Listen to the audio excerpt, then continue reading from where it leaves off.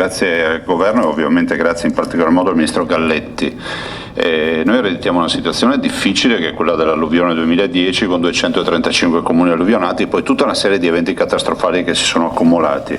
Ho ascoltato con attenzione l'introduzione del Ministro Galletti e direi che coglie nel segno nel momento in cui ne viene fuori la farraginosità delle procedure. Io ho fatto il commissario dell'alluvione e obiettivamente se il Governo non decide di dare poteri veramente speciali ai commissari o comunque prevede delle corsie preferenziali, noi le opere che programmiamo, l'efficienza del Veneto è nota a livello nazionale, però io posso dire che oggi ho dentro i cantieri rispetto a stanziamenti che ho fatto 5 anni fa. Il che vuol dire che ho rischiato per 5 invernate ancora alluvioni rispetto a Vicenza piuttosto che Mestre e altre città.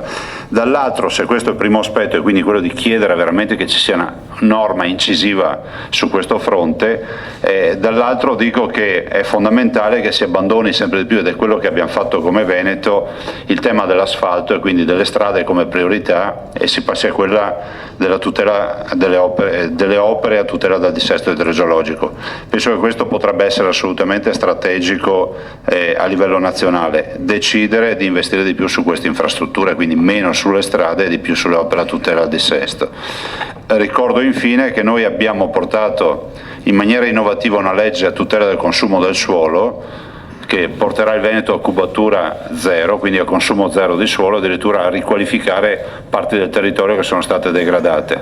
Sarebbe bello vedere che a livello nazionale vi sia un modo di replicare una normativa di questo senso, cioè consumare meno suolo e soprattutto riqualificare tutte le parti degradate. Lo si può fare a costi zero con una buona legge. Grazie.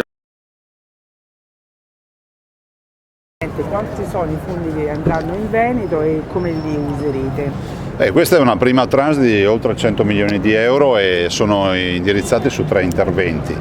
Ovviamente sono passati degli anni ma finalmente arrivano i primi soldi. Avevamo chiesto 2 miliardi e 700 milioni, diciamo che non basta ma aiuta.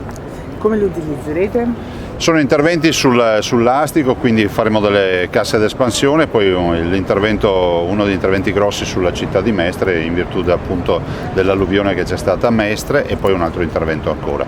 Ovviamente si inserisce nel piano di interventi che abbiamo e abbiamo già realizzato 925 opere. Grazie. Prego.